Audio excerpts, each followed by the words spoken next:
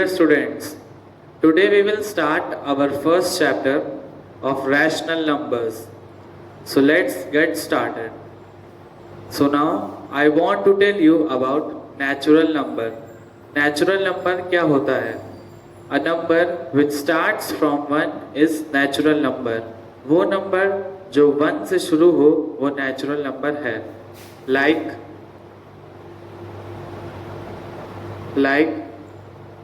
1, 2, 3 and 4, 5, 6, 7, 8 and so on. वो number जो 1 से शुरू होते हैं उनको नेचुरल नंबर कहते हैं. Natural number. The next set of numbers is whole number. What are actually whole number?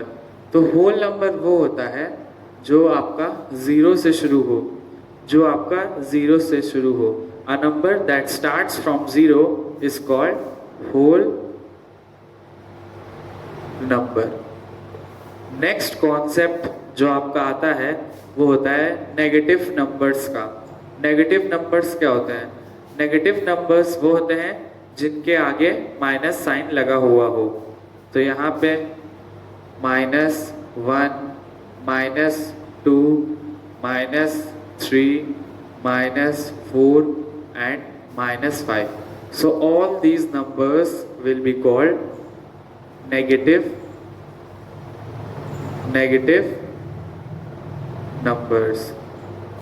Are you understanding? Natural number starts from 1. Natural number 1 से start होता है. Whole number 0 से start होता है. Negative numbers are those numbers which have minus sign. And the combination of negative number, 0 and positive number together, all these will be called integers. All these together will be called integers.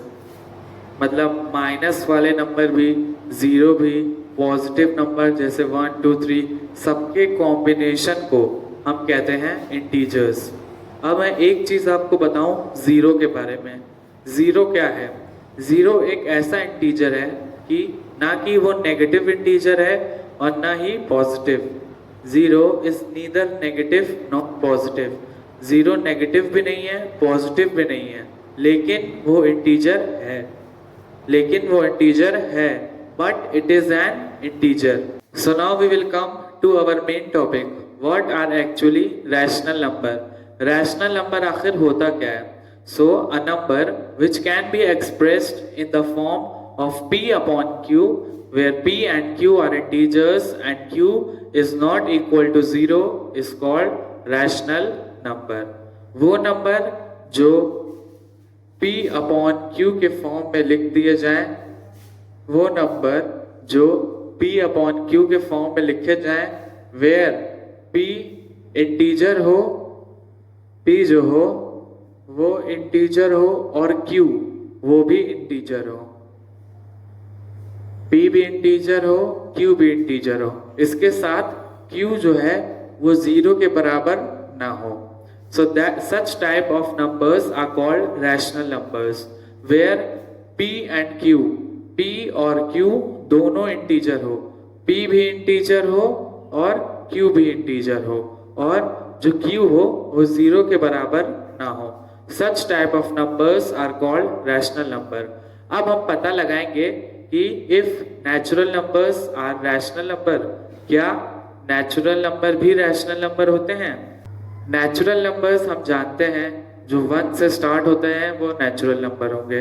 तो हमें पता लगाना है कि if natural number भी rational number होते हैं तो इसके लिए हमें सबसे पहले 1 से डिवाइड करना होगा.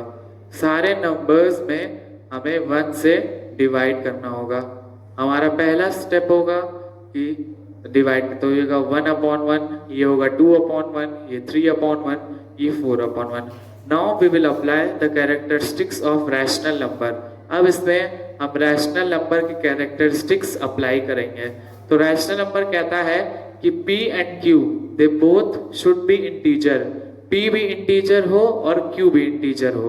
तो यहाँ पे 1 भी इंटीजर होता है, 1 भी इंटीजर होता है, 2 भी इंटीजर होता है, 3 भी इंटीजर होता है, 4 भी इंटीजर होता है। तो हमारी पहली शर्त तो कंप्लीट हो गई, न्यूमरेटर और डिनोमिनेटर दोनों हमारे इंटीजर हो गए।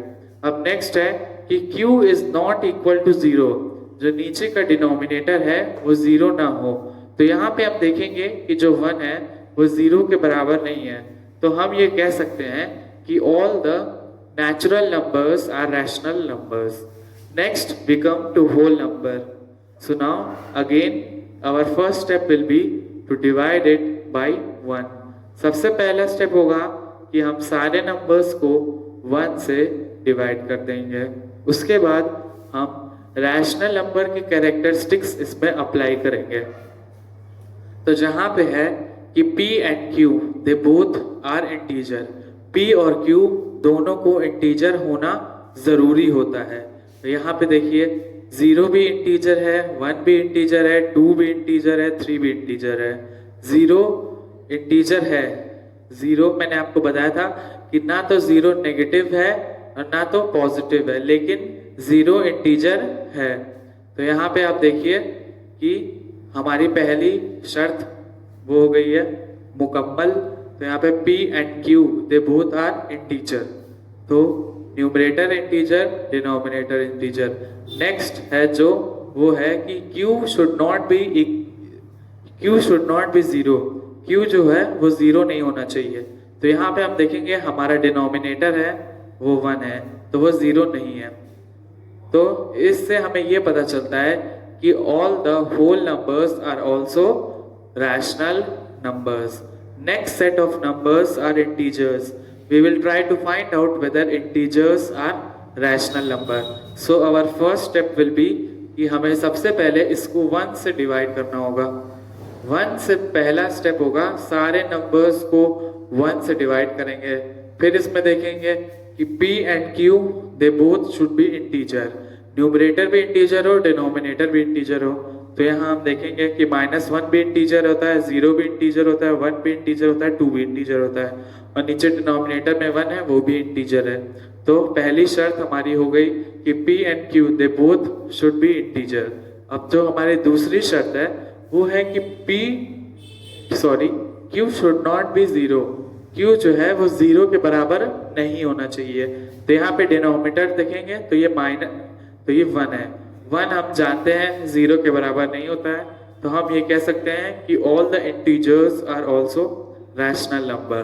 सो the conclusion which we have drawn is that natural numbers, whole numbers and integers all are rational number.